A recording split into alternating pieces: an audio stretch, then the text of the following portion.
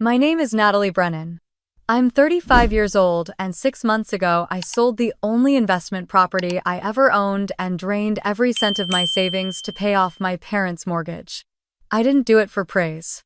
I did it because they were about to lose everything, and I was the only one left who could fix it. Last night at 1, 2, 4, 3 a.m., my mother texted me, "Don't come to your sister's wedding. It's better for everyone if you stay away." A second message followed. "Camille wants her day to be perfect. She's inviting important guests from Ryan's family. We can celebrate with you another time."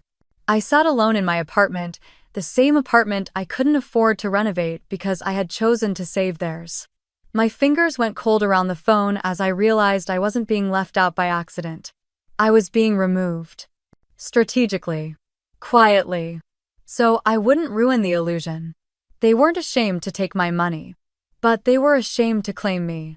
And somehow Camille, the sister who burned through their retirement fake job offers and once used my name to open a credit card, was still the daughter worth protecting.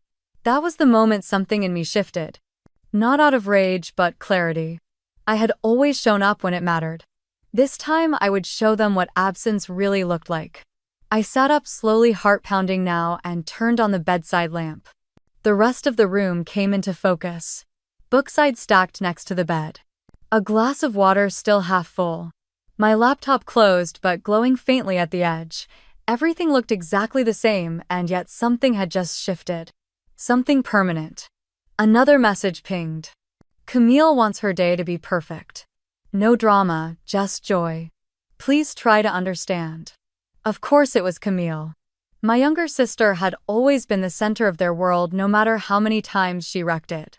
Even when she quit her third job in a year or racked up tens of thousands on their credit cards planning business retreats for her influencer brand, they coddled her like she was some delicate crystal ballerina.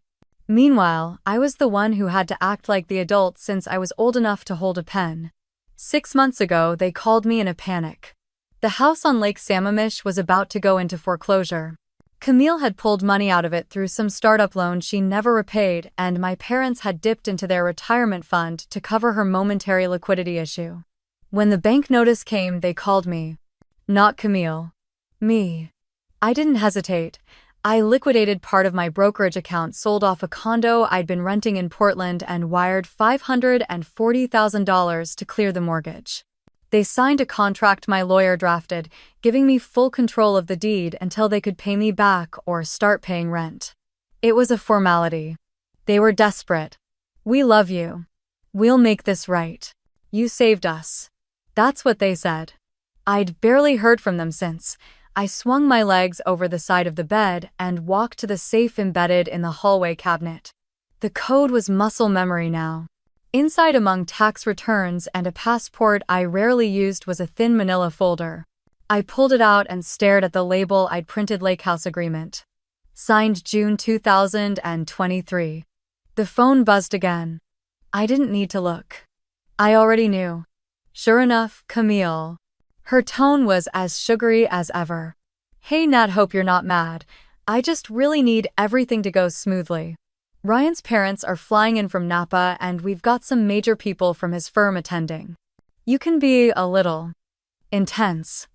Sometimes, I knew exactly what she meant by intense. It was her favorite word when I reminded her to repay the $8,000 I'd lent her 3 years ago. When I asked why she bought a second luxury SUV after leaving her marketing job at Velocity. When I had the audacity to suggest she stop dipping into mom and dad's retirement account. Being intense was code for being responsible. It was code for saying what no one else had the spine to say. I carried the folder to my desk, turned on the small lamp, and flipped it open. The signatures were all there. The notarized copy. The clause stating that they had 6 months to either purchase the house from me at market value or begin monthly rent payments by the 1st of January. Failure to comply would trigger eviction proceedings. I had drafted it to protect myself. I didn't think I'd actually need to use it. Apparently, I'd been wrong. My fingers hovered over my phone, ready to respond to Camille's text. I considered all the things I could say. All the years I'd kept quiet to keep the peace. All the times I'd swallowed my pride for the sake of family. And then I typed one word. Okay, not sarcasm, not venom. Just release. Then I opened my laptop and clicked into the contact labeled Maya Dawson Real Estate Counsel. I hit call. She picked up on the third ring. Sorry to call so late, I said. I need to activate the agreement. You sure? She asked, her voice low but alert. Yes. And I want them to receive it the morning of the 16th of December. Camille's wedding. Understood. I'll file the notice first thing tomorrow. I closed the folder and stared at the ceiling for a long time after the call ended. The silence didn't feel empty anymore. It felt clean, deliberate, like something had finally been put in motion that should have started years ago. Back in bed, I watched the city lights flicker along the skyline. The wedding would be at some mountain resort Camille rented, complete with lanterns and champagne fountains and people who called themselves legacy entrepreneurs. She'd post 100 filtered photos to show how perfect her life was, and maybe for a few hours she'd believe it. But I'd stopped believing a long time ago. I turned off the lamp and let the dark come back. Sleep never came. I lay in bed watching shadows shift across the ceiling, waiting for my mind to slow down. But instead, it kept looping back to that call 2 years ago. The one that started it all. It was early spring of 2021 when my dad called me from the hospital parking lot. His voice cracked before he said anything real. He told me the mortgage on the lake house was in default. They had received the final notice 30 days before foreclosure. He said they didn't know what else to do. Camille had tried some new venture, something about digital events and personal branding, and she'd taken out a home equity loan to fund it. When that collapsed, my parents used their own retirement savings to keep her afloat. And now they had nothing left. I didn't ask why Camille hadn't called me herself. I already knew. She never asked me for money directly. She knew I would ask questions. That evening I sat on my balcony overlooking the sound glass of wine untouched, scrolling through options. I had shares from Apex Dynamics, a tech company I helped scale from 20 employees to over 300. We had gone public the year before, and while I didn't become a billionaire like some of our execs, I walked away with enough to buy comfort. A second condo in Portland. A solid brokerage account. Quiet security. By midnight, I had decided. The next day, I sold off a portion of my shares and called Maya to draft the paperwork. I didn't want them to feel humiliated, but I also knew Camille's name was all over the disaster. If I was going to cover nearly $500,000 to save their home, I needed protection. The agreement was simple. I would pay off the remaining balance on the mortgage and assume ownership. They could continue living there under a rent-free arrangement for 6 months. After that, they could either buy the house back at market value or begin paying monthly rent. If neither happened, I would have the legal right to reclaim the property. They signed the contract that same week without hesitation. My mom cried as she handed it back to me, gripping my hands with trembling fingers. You've always been our rock, Natalie. We don't deserve you. I didn't want gratitude. I wanted peace of mind. I wanted to believe that this time maybe they'd finally see me for what I was, not what I wasn't. But of course it didn't stick. Camille threw a party just 3 months later. Some rooftop thing in downtown Bellevue with a live jazz band and signature cocktails. My name wasn't on the guest list, neither was my contribution. When someone asked how they were managing to keep the house, Mom laughed and said something about refinancing and smart budgeting. I was sitting at the kitchen island of my apartment when I saw the photos pop up on Camille's page. Her standing on a balcony in a sequin jumpsuit captioned Founder's Energy. Dozens of likes from people I didn't know, some of them mutual friends. In the background, I could see my parents smiling as if nothing had ever happened. I closed the app and stared at my untouched dinner. A bottle of soy sauce sat on the counter. I remember it because I knocked it over by accident and it spilled down the cabinets. I didn't clean it up right away. I just stood there watching it pool at my feet. That was the moment something in me hardened. My whole life, Camille had been the dazzling one. The fun one. The beautiful disaster everyone forgave. I was the structured one. The planner. The The one who made sure there was always enough money to keep the lights on when Dad's consulting gigs dried up or when Camille needed another bailout. Growing up, they used to joke that I came out of the womb with a spreadsheet. Camille was the dancer, the performer, the charmer. She won pageants, scholarships, followers. I got good grades, made practical choices, and started working full-time before my 23rd birthday. When I moved out at 25, it was into a studio apartment I could barely afford, but I never once asked them for help. When Camille moved out, she brought her laundry back twice a week and borrowed their car for almost a year. They called her resilient. They called me intense. I didn't resent her. Not at first. I believed she'd grow out of it. That eventually responsibility would catch up to her and we'd stand on even ground. But it never did. Because every time she fell, they softened the landing. Every time she lied, they looked away. And when I spoke up, I was accused of ruining the mood. Now I was being excluded from the most important day of her life because I might bring discomfort. I stood and walked to the window looking out at the sleeping city. The lights stretched in neat grids, a city that ran on systems and rules.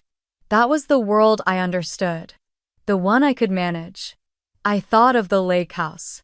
The smell of cedar after rain. The long summer evenings I used to spend reading on the back deck when Camille would blast music from her phone and dance like no one was watching. I used to think that was freedom. Now I knew it was denial. I walked back to the desk and opened the folder again, reading every line. The signatures. The notarized date. The clause that gave me the power I had never wanted to use.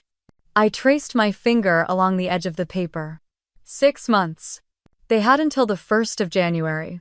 My phone vibrated one more time, a calendar alert reminding me of Camille's wedding weekend. She had sent a digital invite weeks ago. I hadn't RSVP'd. She never followed up. I closed the folder and placed it back in the safe. I didn't need to look at it again. Not until it was time. For now, I just needed to get through the night. I spent the next morning going through old emails, invoices, and account statements, not because I was looking for anything in particular, but because something inside me had shifted. I wanted to see clearly now without the emotional fog that had followed me for years. There was a folder buried deep in my archived inbox labeled James. I hadn't opened it in nearly 4 years. Just seeing his name made my chest tighten. James Grant had been the one person I thought saw me. Not as the responsible daughter or the fallback plan or the one who always showed up when no one else did. He saw me as someone steady, someone he could build a life with. We met at a networking event in Capitol Hill of all places. He worked in software engineering, smart and easygoing, always made people laugh without trying too hard. We dated for almost 2 years. He met my parents, helped me repaint the lake house guest room one summer, even talked about buying a place together in Kirkland. And then, almost overnight, it ended. At the time, I couldn't piece it together. There was no fight, no infidelity, no tragedy. Just distance. He pulled back, started canceling plans, hesitated when he looked at me. I asked him once during what turned out to be our last dinner if something had changed. He hesitated before saying that I could be hard to talk to. That I always needed control. That maybe we weren't as compatible as he thought. I remember going home that night and sitting in the dark for hours trying to figure out where I had gone wrong. I blamed myself. I always did. Weeks later, I found out the truth. A mutual friend mentioned that Camille had reached out to James behind my back. She told him I was emotionally closed off, that I had a history of being controlling in past relationships. That I'd pressured an old boyfriend to sign a joint lease too early, something that never happened. She had framed it as concern. Just trying to help, she said. I confronted her. It was the first and only time I raised my voice to Camille in front of our parents. She stood in the middle of the kitchen, arms crossed, and said I was being paranoid. She had only answered questions James asked. She was trying to protect me from getting hurt. Then she started crying. My mom rushed to her side. My dad asked me to leave. I remember walking out of that house feeling like the villain in my own story. I never heard from James again. That night, I added a new rule to the quiet list I kept in my head. Never trust Camille with what matters. I closed the email archive and leaned back in my chair staring at the ceiling. It wasn't just favoritism, it was something deeper. They didn't just excuse Camille's behavior. They invested in it. They defended it nourished. It turned her into a storm they refused to acknowledge. And when I spoke up, I was told to calm down. That I was making things worse. That I should be the bigger person. Being the bigger person had made me feel small for years. I stood and crossed the room to my filing cabinet, digging through receipts and bank statements for my year-end taxes. As I sorted through documents, one envelope slipped loose and fluttered to the floor. It was addressed to me, but not in my handwriting. It was a copy of a credit card statement from late 2022. At first, I assumed it was a mistake. My name was on the account, but the charges weren't mine. Luxury spa packages in Los Angeles. A boutique clothing store in Santa Monica. A hotel booking in Palm Springs during a weekend I was hosting a product launch in Seattle. My pulse quickened as I flipped through the pages. The card had been opened in my name. My social security number. My email address slightly misspelled. My mailing address matched my parents' house. There was a charge for a designer dress from a store Camille posted about on Instagram last year. I sat down slowly. My hands were shaking. I remembered calling the credit card company months ago when I received a promotional offer from a bank I didn't recognize. They said I already had an account with them. I told them they were mistaken and they said they'd remove my info from their mailing list. I never thought to follow up. Now it made sense. Camille had used my information, or convinced someone to do it for her. Maybe she thought I wouldn't notice. Maybe she didn't care if I did. I took photos of the statement and emailed them to Maya without adding a subject line or message. I knew she'd understand. Then I leaned back in the chair and let the silence fill the room. This wasn't just about money. Not anymore. It was about a pattern. One where I was only useful when I was invisible. Where love meant sacrifice and silence and being family meant looking the other way. I wasn't looking away anymore. I shut the cabinet and stood at the window again. It had started to rain soft and steady, misting the skyline in gray. The lake house would be soaked by now. The cedar porch, the lawn sloping down to the water. I wondered if they even remembered the promises they made that summer when I saved it. I thought about Camille in her silk robe sipping matcha lattes and taking phone calls in a baby voice telling people how hard she worked to make the wedding perfect. I thought about James and how quickly she had dismantled something I believed was real. And I thought about the wedding invitation still sitting unopened in my inbox, its scripted font promising love, elegance, and forever. I wasn't going. But I wasn't disappearing either. The next afternoon I called Maya.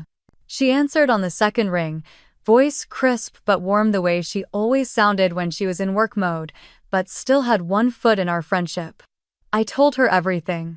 Not just the messages from my parents and Camille, but about the old credit card statement, the new proof. I told her about James. About the years of being made small so Camille could take up all the space. There was a long pause on the other end before she spoke. You know, this isn't just about the house anymore, right? I do. You want to proceed, yes, but I want to make sure the agreement still holds. It does, she said. I have the original file right here. Signed June 12th. They had 6 months. That puts the deadline at December 12th. They've neither bought the house nor paid rent. You're well within your rights. She clicked something on her end. I could hear typing. We'll file a formal notice to vacate. Certified mail plus 1 physical delivery. When do you want it sent? I hesitated. The rational part of me said to send it right away. Let the consequences land now. But another part of me, the part that still carried bruises in the shape of family expectations, wanted them to feel the weight of what they'd done. December 16th, I said. Morning delivery, that's Camille's wedding. Exactly. Maya didn't ask why. She just said I'll draft the paperwork and schedule delivery. Thank you. After we hung up, I stayed seated at my kitchen counter staring at the grain in the wood. A single ray of winter light streamed in from the balcony, catching the edges of the coffee mug I hadn't touched since morning. My phone buzzed with a reminder about a project deadline at work. I ignored it. The world outside continued moving, emails piling up, meetings scheduled, deadlines approaching. But inside me, something had finally stopped. A machine that had been spinning for years was winding down. Later that night, Maya forwarded the draft notice. I opened the document, slowly reading every word. It was professional, unemotional, clear. Notice of breach and intent to reclaim property. 6 months had passed. No payment, no arrangement. The owner, Natalie Brennan, reserves the right to reclaim the residence located at 2406 West Lakeshore Drive. There was something both cold and empowering about reading it in legal terms. It stripped the emotion away and laid bare the facts. I had given them time. I had been patient. I had followed the rules. They hadn't. I typed my name into the signature field and hit submit. A few minutes later, Maya replied, "Got it. It's scheduled." I stared at the confirmation for a long time. For years I had played the role of fixer. The dependable one. The invisible backbone. When things broke, I paid. When people fell apart, I stitched them back together. But the thing about always being the one who holds everything up is that no one stops to ask what happens when you let go. And this time, I was letting go. I didn't want revenge. I didn't want to ruin Camille's wedding. I just wanted them to see what it felt like when someone followed through.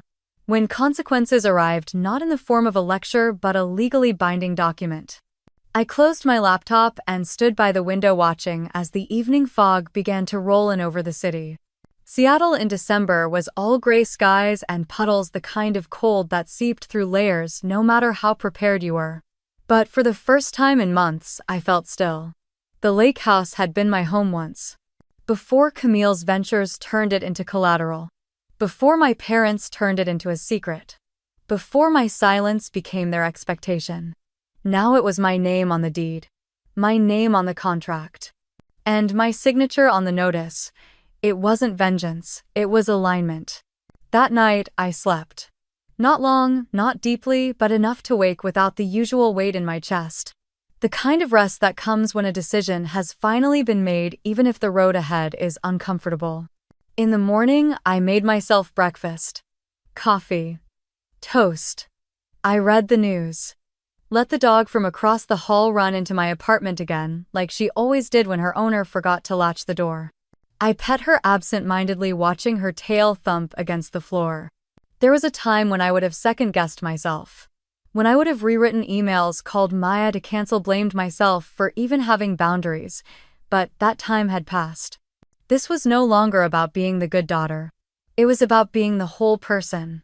One who knew her limits. One who had drawn the line and wasn't going to erase it the moment someone cried. As the dog nosed her way toward my balcony door, I opened it and let her out into the cold, her tail still wagging. She paused at the edge, looking back at me like she expected permission. "Go on," I said. "You're allowed." She darted forward, chasing a leaf caught in the wind. And for the first time in a long time, I let myself smile. The next morning, I logged into a public records database I had access to through Apex's alumni legal network.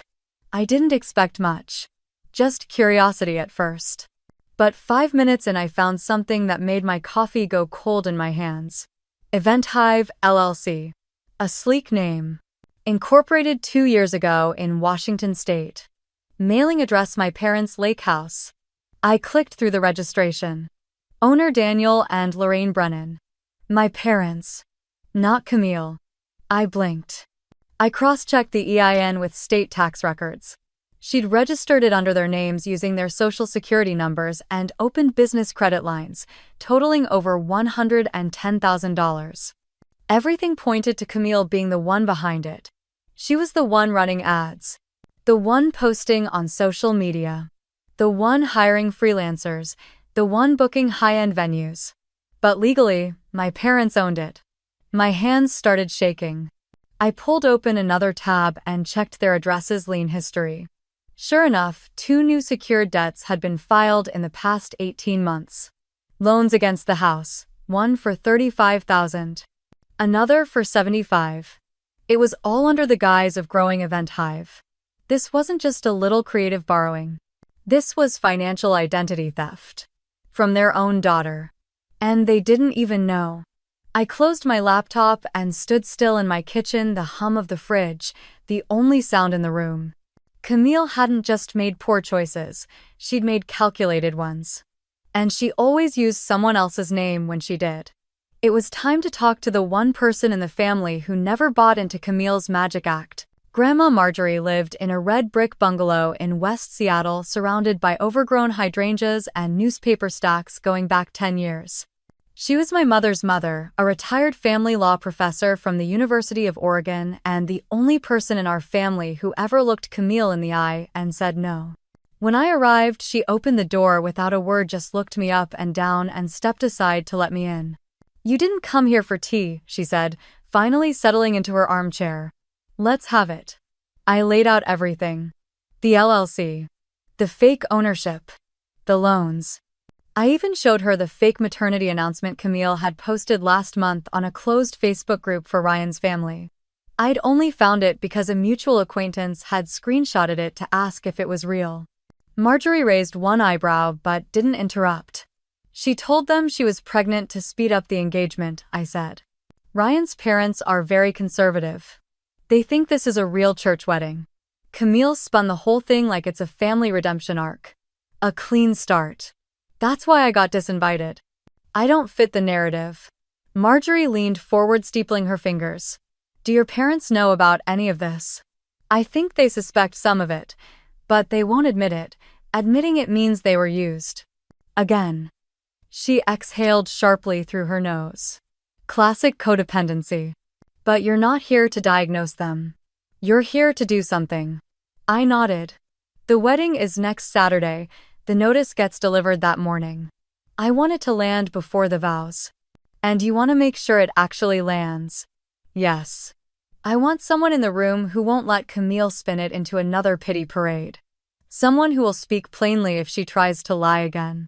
Marjorie gave a slow, satisfied smile. "Now you're speaking my language." I hesitated before continuing. "But I also don't want to destroy them. Not completely. I just want it to stop. The cycle, the manipulation, the silence." Marjorie stood and walked to the old sideboard by her window. She opened a drawer and pulled out a thin manila folder. "I kept records," she said. "Over the years, Camille's fundraisers, GoFundMes, fake business websites, fake degrees. I tried to talk to your parents once. They shut me out. But I never stopped documenting." She handed me the folder. "If you're going to stand up to her, you'll need more than hurt feelings. You'll need proof. This is yours now." I swallowed hard and took it. "Thank you." She touched my shoulder, her grip surprisingly firm for a woman her age. "Just don't go in with revenge in your heart, Natalie. Go in with clarity, show them who she really is. Let them decide what to do with it." I drove home in silence, the folder in the passenger seat like a quiet passenger with its own pulse. That night I scanned everything and added it to my digital folder. Statements, screenshots, dates. It wasn't a witch hunt, it was a history. One that told the truth she kept hiding under lip gloss and gift bags. Camille wasn't just careless. She was dangerous. She lied with ease. She borrowed with charm. And when the bill came due, she disappeared and left someone else holding it. This time that someone wasn't going to be me. I wasn't going to shout. I wasn't going to make a scene. I was going to be silent, steady, and prepared. I was going to let the truth walk into that wedding and sit in the front row. The wedding was held at Crystal Pines Resort in Snoqualmie, nestled between snowy ridges and towering firs, the kind of place that looked like it belonged on the cover of a luxury bridal magazine. From the photos guests had already started posting online, the ceremony was everything Camille had promised it would be. A winter fantasy. Ivory roses suspended from glass orbs. Handwritten menus. A harpist playing acoustic Taylor Swift. Rows of chairs filled with polished shoes and seasonal designer coats. I wasn't there. I didn't need to be. But someone else was. Maya's associate Rachel Lynn had arrived 15 minutes before the ceremony, dressed in a navy silk jumpsuit and long cream coat. No briefcase. No clipboard, just a small clutch and calm smile. She blended in like one of Camille's coworkers from her fake brand partnerships. She waited through the ceremony. Waited while Camille's voice trembled with performative emotion as she said her vows. Waited until the officiant said the words Camille had been dying to hear since the first time she caught Ryan glancing at her on campus. You may now kiss the bride. The crowd erupted in applause. Champagne glasses clinked. Someone let out a cheer. And then Camille stepped forward to thank everyone for coming. She always needed the mic. Always needed a monologue. She started with a rehearsed laugh about her journey, the setbacks, how love finds you when you least expect it. How family meant everything to her. Behind her, Ryan gave a stiff smile and sipped his champagne. That's when Rachel stood up. She walked slowly, gracefully down the center aisle as Camille spoke, holding a white envelope. Not a dramatic scene. Not even a disruption. Just a quiet interruption with purpose. She reached the front row, leaned in slightly, and handed the envelope to my father. He blinked, confused. Rachel gave him a polite smile and whispered, "It's a legal notice. You're being served." Then she turned and left. Camille froze. Ryan looked at her. What was that? She tried to laugh it off. Probably a wedding prank. You know how some people can be. He narrowed his eyes. That wasn't a prank. That woman said legal notice. Camille waved a hand. I'm sure it's nothing, maybe just a tax form or something about the house. I'll deal with it later. But Ryan stepped forward and grabbed the envelope from my father, who sat pale and sweating. His expression changed the moment he read the first paragraph. His voice dropped. You told me you owned the house outright. I do, Camille said too fast. Ryan held up the paper. This says you have 60 days to either purchase the property at market value or vacate. That the current owner is your sister. And that you've been living there rent-free since July. It's just a formality, she insisted. Natalie always does this. She overreacts. This is her way of punishing me. Ryan stepped closer, his voice low. Is this the house you said your parents gifted you after your business took off? She blinked. Is Event Hive even real? He asked it so softly, but I knew it cut deep. Of course it's real, Camille said. You've seen the photos, the events. He folded the paper. But it's not in your name. I use Mom and Dad's name for tax reasons. It's strategic. He stared at her.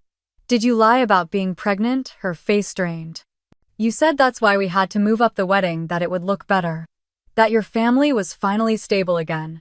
That you'd cleaned up all the messes. Ryan, please. Can we not do this here? Guests were starting to whisper. A few phones had come out. My mother tried to pull Camille away, but she shrugged her off. You lied about a child, he repeated. About money. About your business. What else? She grabbed his arm. We'll talk about it at the hotel. He didn't move. You wanted the perfect wedding, Camille. What you didn't realize is that you built it on lies. And now they're collapsing. She snapped. Don't act like you're innocent. You wanted the fantasy too. You liked it. You liked me when I was dazzling. You didn't ask questions then. And he said the one thing I knew would break her. I liked the version of you that didn't need to control everything. Camille took a step back like he'd hit her. Ryan tucked the envelope in his pocket and walked off stage. The harpist kept playing.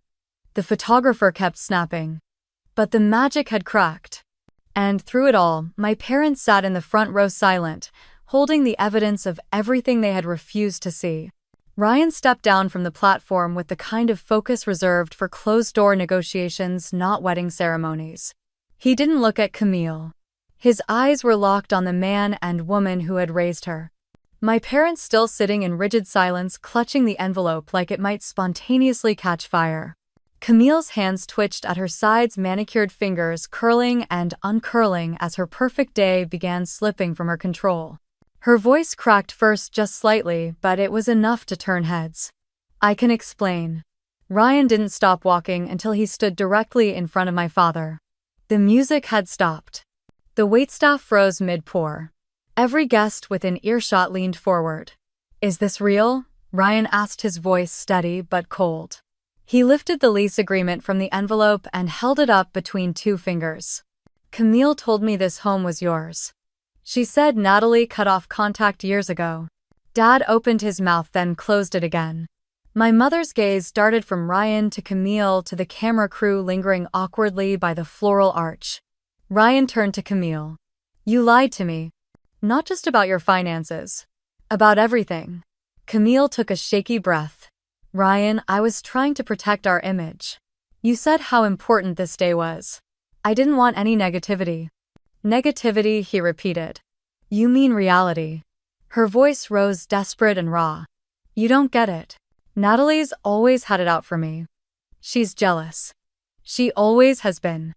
This was her plan all along. I took that as my cue. I stepped out from behind the row of decorative columns and into full view. No one clapped. No one gasped. The kind of silence that settles in just before a car crash fell over the room. Camille blinked like she was seeing a ghost. You're not even invited. I know, I said simply. She turned to the crowd, grasping for sympathy. See, she just shows up to cause a scene. She doesn't care about anyone else's happiness. She never has. I didn't respond right away. I walked toward the front, calm and measured, folder in hand. When I reached Ryan, I looked him in the eye.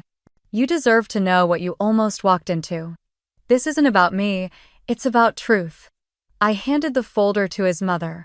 Inside was everything Rachel and I had compiled over the past month. Credit card statements. The false Event Hive business registration. A copy of the home agreement.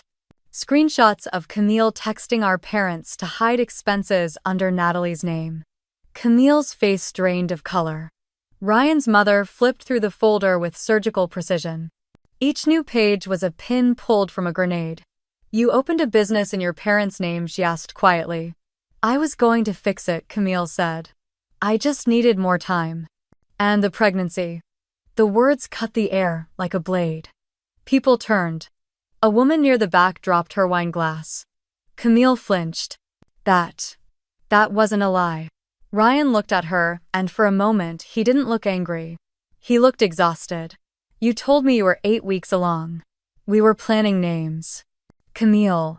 I called your OB to confirm the first ultrasound. You never scheduled one. There is no baby, is there? Camille didn't answer. She couldn't. The silence that followed wasn't just awkward, it was damning. Ryan nodded once as if confirming a final detail in a contract, then pulled the ring off his finger and set it on the reception table with a soft click. We're done. Number no, Ryan. Please. She reached for him, tears starting to fall, mascara already smudging. This is all Natalie. She did this. She planned it. I turned to my parents. You knew about some of this. About the loans. The credit cards. You told yourselves it was temporary. That she was still finding her way. My mother blinked rapidly. My father stared at the floor. You asked me for help and I gave everything I had. But when she told you to cut me out, you did it in a text. At 12:43 in the morning. Camille was sobbing now. Her gown, so carefully fitted and tailored, looked too tight, too heavy, like it might swallow her whole. You think this makes you better than me, she hissed. You've always needed to be the hero. I've always needed peace. But I let guilt make me your backup plan. That's over now. I faced the room, letting the words reach everyone who needed to hear them. When families enable harm, it doesn't make them loving. It makes them complicit. Silence is not compassion. It's cowardice in disguise. I handed my father a second envelope. In case you misplaced the first one. You have until the 20th of January. Either pay fair market rent or vacate. And don't worry, I've waived late fees for December. He didn't say a word. Ryan's mother stepped toward me and placed a hand gently on my arm. Thank you, Natalie. Then she turned to Camille. My family doesn't do business with deception. And with that they left. Guests began trickling out. A few looked back at Camille with a mixture of pity and relief, as if grateful someone had finally said what needed to be said. A cluster of bridesmaids stood frozen, unsure whether to follow her or flee. My parents sat still, stunned. Camille fell to her knees on the platform, not sobbing anymore, just quiet. Hollow. I didn't feel triumphant, I felt clean. For the first time in years, I wasn't holding everyone else's secrets. And I wasn't going to hold their consequences either. I walked out through the same doors I wasn't invited to enter. The air outside was sharp with pine and winter wind. Snow had started to fall. A white veil over a shattered illusion. I kept walking. I didn't expect the knock on my condo door that Monday morning. Detective Sanders stood in a dark navy windbreaker with a leather portfolio tucked under one arm. He introduced himself with the calm, clipped tone of someone who had seen far too many families unravel over money. "Miss Brennan, I'd like to speak with you regarding Camille Delaney and a company registered as Event Hive Solutions, LLC. Your name is not listed, but several financial records suggest you're connected to the owners." He didn't ask to come in. I stepped aside anyway. We sat at my dining table, sunlight cutting across the marble in cold, sharp lines. I handed him the folder I had kept sealed since the wedding duplicates of everything Maya and I had submitted to the civil lawyer. Camille's falsified signatures. The loans in my father's name. The wire transfers to luxury vendors weeks before the wedding. The application she'd filled out claiming a non-existent revenue stream to get a line of credit. He nodded slowly as he flipped through the pages. "Does your father know he's listed as the majority stakeholder? I think after last week he's starting to." Detective Sanders closed the folder and looked at me. "Then I think he's going to need a lawyer too." That hit me harder than I expected. My father might have been complicit through negligence, but he wasn't the one forging contracts. Still, in the eyes of the law, signing papers without reading them wasn't a shield. By Tuesday, Walter called me twice and left a shaky voicemail. His voice cracked halfway through. "Natalie, I didn't know she used my name. I swear. I thought I was just co-signing for a small vendor account. Your mom handled most of it. Camille said it was just temporary." I didn't respond. That night, Camille sent me a message that made me drop my phone in disbelief. "I'm sorry. I didn't mean for things to go this far. You know, I never had choices like you did." No acknowledgement of what she'd done. No mention of the people she had dragged down with her. Just another deflection wrapped in victimhood, as if growing up in the same household had gifted me some secret path she never got. I forwarded the message to Maya, who called me immediately. The detective already contacted the DA's office. They're considering formal charges unless Camille cooperates. Fraud. Identity misuse. Bank deception. She still has a window to submit documentation and initiate repayment, but it's narrow. "Will they go after my dad?" "They might," Maya said gently. "Unless Camille takes full responsibility. And even then there's no guarantee. The thing is, I believed my father.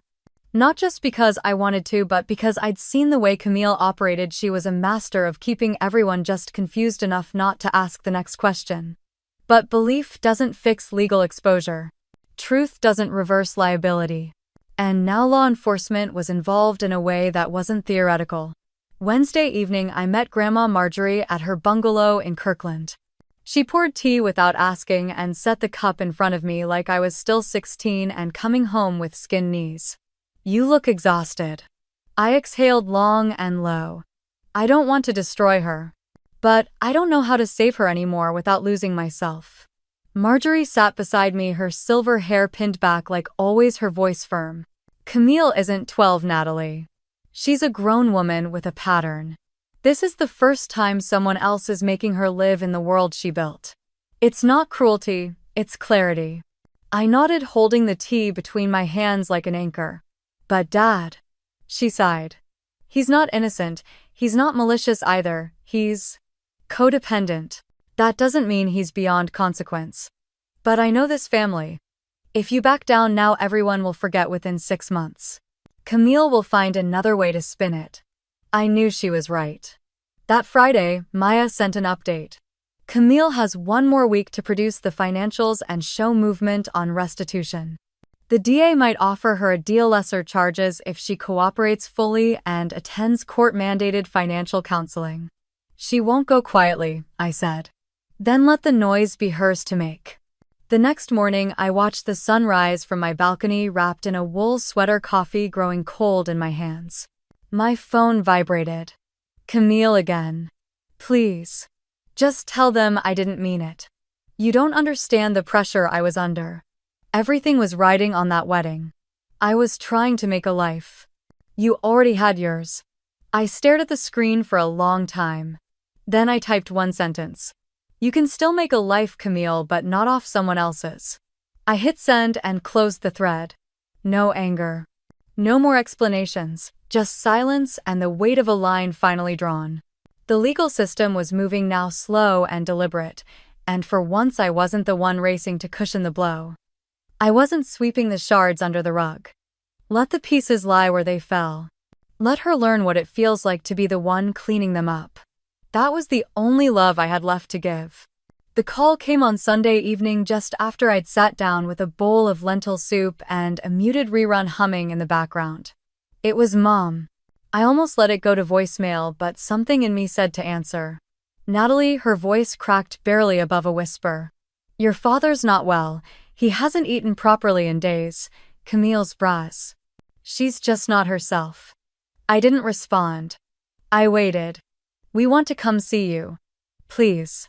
Just once. No arguing. No drama, just talk. Not in Bellevue, I said finally. Of course, she said quickly. Your place, whenever you say, Tuesday, 6 o'clock. I'll buzz you in. I spent the next day cleaning, not because I wanted the place to look nice, but because I needed something to do with my hands.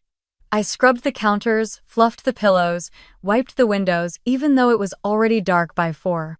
I set out water glasses, but no snacks. I wasn't hosting. I was hearing them out. At 5:58 p.m., the building intercom buzzed. They came up together. My mom in a heavy green coat, no makeup. My dad looking smaller than I remembered, as if the weight of it all had finally landed on his shoulders. Camille followed behind them in an oversized hoodie, her hair tied back, her face drawn and pale.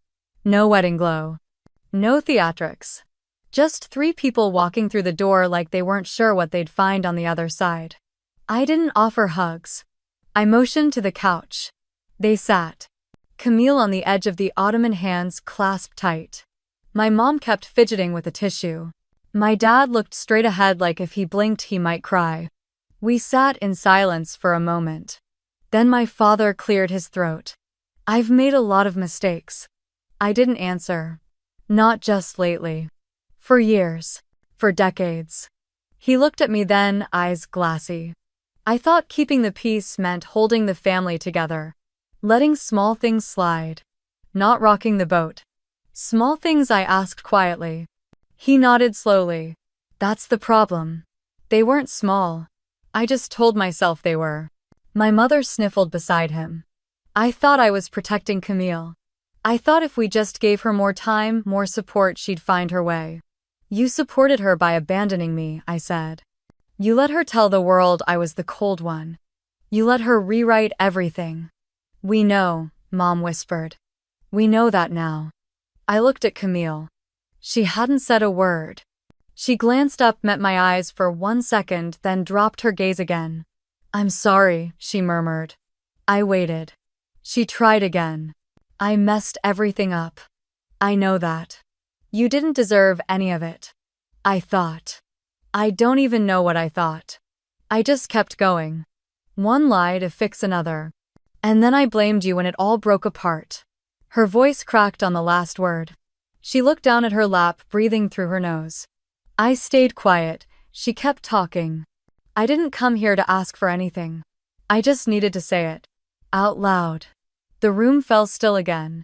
It was the first time in years Camille had spoken to me without twisting the narrative, without blaming me for the consequences of her choices.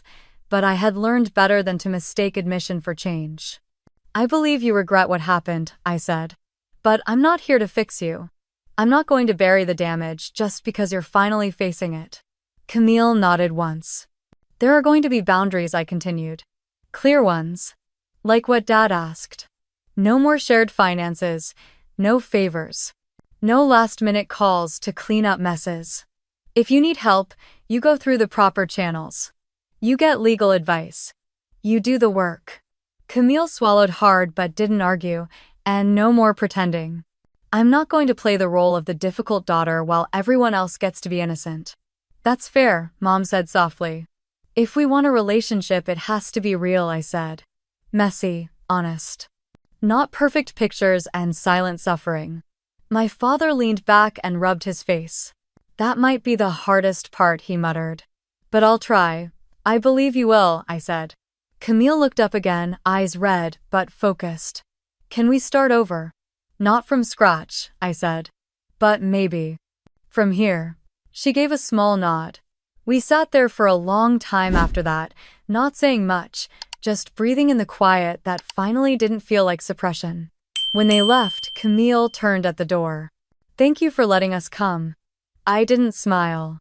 But I didn't shut the door behind her either. That night I didn't cry. I didn't break down or second-guess anything I'd said. Instead, I made tea and sat at the window watching the lights of the city flicker. Not every ending needed to be a fire, some just needed to be a line in the sand.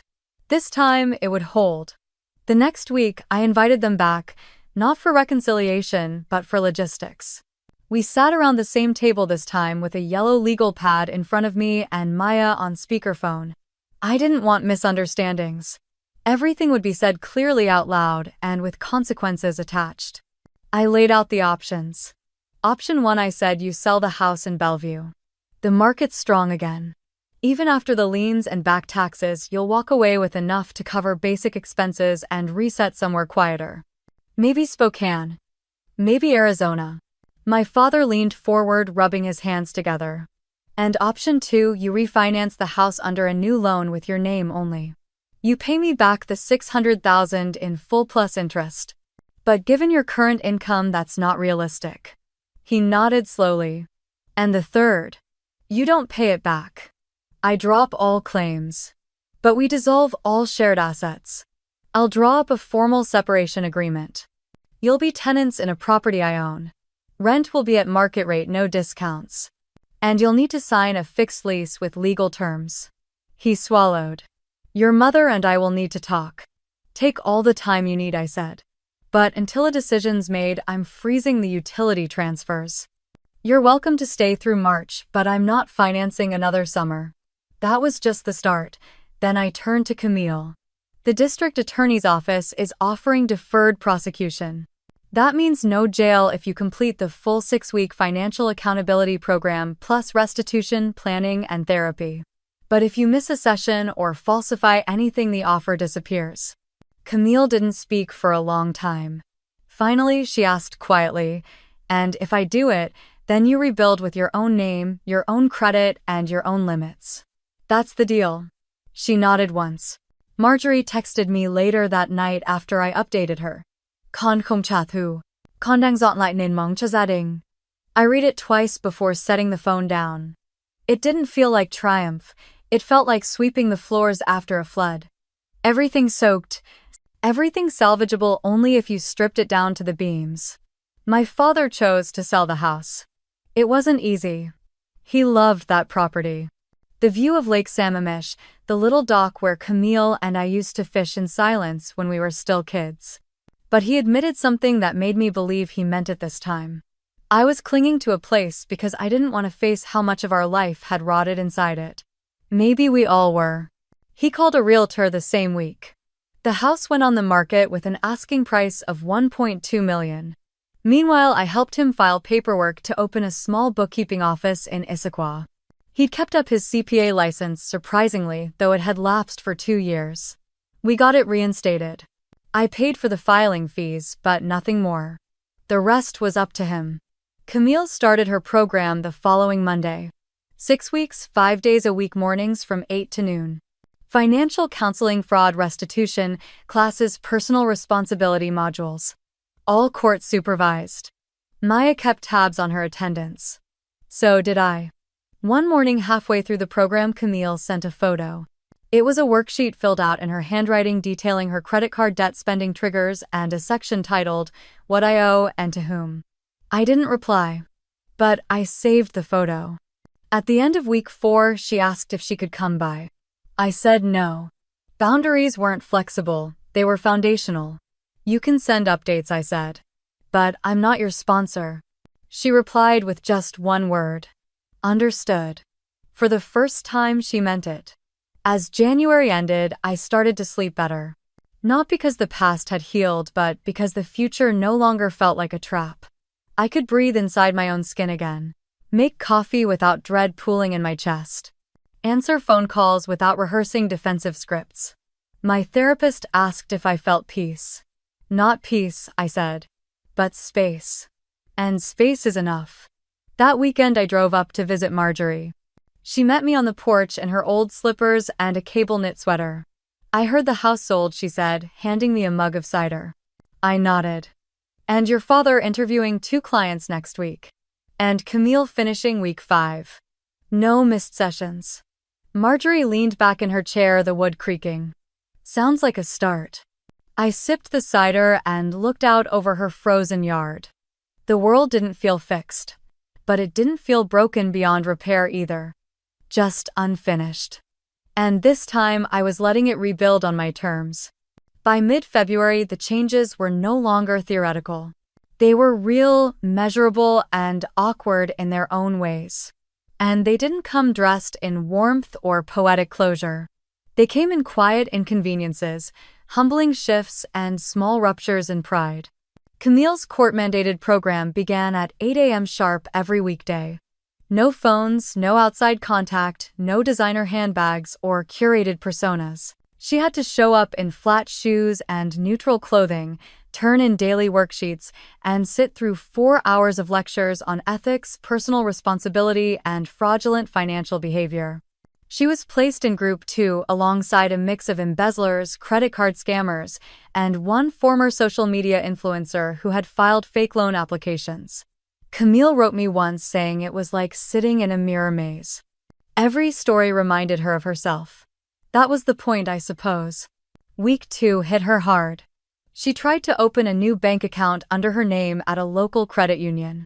It should have been a basic step, one of the exercises in financial independence outlined in her workbook.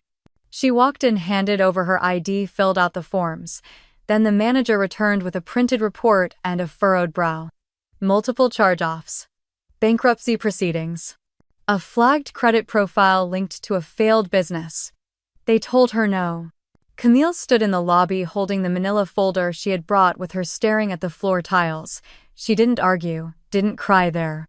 But someone who worked nearby later told me she sat down on a bench in the corner and didn't move for 30 minutes. Just stared straight ahead, with her hands clenched in her lap. That was the first time I think she realized this wasn't temporary. Meanwhile, back in Issaquah, my father began his first official week at Brennan Bookkeeping. The office was barely more than a converted suite in a shared workspace with 2 particle board desks, a printer that jammed constantly, and a coffee pot that only brewed lukewarm sludge. But he showed up every morning at 7:30, wore a collared shirt and polished shoes, and brought his own calculator in a padded case like it was an heirloom. He called me after his first client meeting. They wanted help setting up a chart of accounts. I forgot how much I liked walking people through the numbers. His voice sounded lighter, like someone dragging themselves out of fog. He shared the space with 2 interns from the University of Washington. Fresh-faced, hyper-efficient, and full of jargon. At first, I worried he'd resist them. Instead, he brought them bagels every Friday and gave them career advice I suspected he wished someone had given him when he was 22. Eileen, for her part, started moving through the closets. At first, I thought she was just tidying, but then came the listings on Poshmark, Chanel, Burberry, Gucci. Bags I hadn't seen her carry in years. Next came the jewelry boxes, the gold cuffs, the sapphire earrings from their 25th anniversary. She sold nearly everything. Then on a Monday afternoon, an envelope arrived at my apartment. It wasn't handwritten. Eileen had always preferred typing. Inside was a cashier's check for $4,000 and a short note. "It's not everything, but it's real. And it's mine."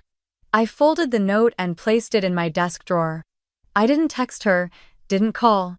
But that night I slept a little easier.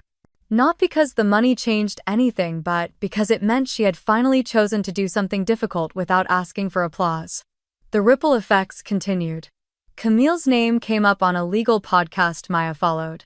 Not scandalous, just a short mention in a case summary about financial rehabilitation paths for nonviolent fraud offenses. Camille would have hated it being reduced to a bullet point, a cautionary tale. But maybe that was what she needed. Week 4, I received another letter. It was thicker this time. Inside were her updated budget worksheets, a copy of her program completion certificate from the halfway point, and a list titled What I Owe. There were 4 columns: amount, lender, due date, plan. I studied it in silence. It wasn't flawless, the math was optimistic. But it was hers. She'd written a sentence at the bottom. I used to think control was power. Now I know it's just fear in costume. No request for forgiveness. Just insight. Quiet, sincere. I didn't reply that night. Instead, I stopped by Marjorie's house for tea the next day. She met me at the door with her usual grace, wrapped in a shawl that smelled faintly of cedar and cloves. "So she's doing the work," Marjorie said, pouring hot water into my mug. "She's trying," I said. "That's new." Marjorie gave me a long look. Then she smiled. "That's worth more than apology, you know." I nodded, then reached into my coat pocket and pulled out Camille's worksheet. She took it in her wrinkled hands and scanned it slowly. "Well, look at that. Our Camille is growing roots." That phrase stayed with me all week. Not blooming, not thriving, just growing roots. It was accurate. And humbling. Because before anything beautiful grows, the ground has to crack open. And that's painful, messy, and quiet. Later that evening, I opened my email to check some invoices. There it was. James Grant. Subject: just checking in. I didn't open it right away. I stared at his name, remembering how it felt to be abandoned by someone who chose silence over discomfort. Still, something in me was curious. The message was short. "I heard about the wedding. I hope you're okay." That's all. No demands, no apologies, no promises. I read it twice, then archived it. I didn't need to reply. Because not everything broken needs mending. Some things are meant to stay closed, so you can walk through a different door. As March approached, I started a new habit. Every Sunday, I wrote down 3 things: one thing I had let go, one thing I had done for myself, and one thing I was still afraid of. Week 1, let go. The need for Camille to say sorry the way I wanted. Did for myself. Went to the museum alone and loved it. Still afraid that I'll never fully stop waiting for the other shoe to drop. I folded the paper and tucked it behind a framed photo of me and Marjorie from my law school graduation. It wasn't a ritual, not yet. But it felt like a start. The lake outside my window had thawed slightly, just enough for ripples to form beneath the thin surface. It looked like it was breathing. I sipped my tea slowly, letting the warmth settle into my chest. March had come quietly this year. A letter arrived that morning. Real paper, real handwriting. The envelope was soft cream, the ink a little shaky. I didn't need to check the return address to know who it was from. Camille. I turned it over in my hands a few times before opening it. There was no perfume sprayed on it this time. No stickers, no attempt at sentimentality. Just a single folded page with 13 lines of writing. She didn't ask for forgiveness. She didn't explain. She said she had finally learned that not every door should be knocked on twice. That some things were broken long before we realized it, and still it was our responsibility to rebuild not just the pieces but the hands that dropped them. She ended with one sentence. "I'm not asking to be let back in. I'm just asking to start from where I should have all those years ago, when I should have followed your lead instead of resenting your steps." I read it 3 times. Then I folded it and placed it in the drawer beside my bed. I didn't feel vindicated. Or relieved. I just felt still. Like something had finally stopped spinning. That night, I sat on the sofa by the window with the lights off and watched the reflections of street lamps play on the water. I didn't reach for my phone. I didn't check emails or scroll through messages. I let the silence sit with me. For the first time in years, it wasn't heavy. There were no whispered accusations trailing behind me. No quiet comparisons over family dinners. No more having to prove that being responsible wasn't the same as being cold. I hadn't set out to destroy anything. All I ever wanted was for the truth to be seen.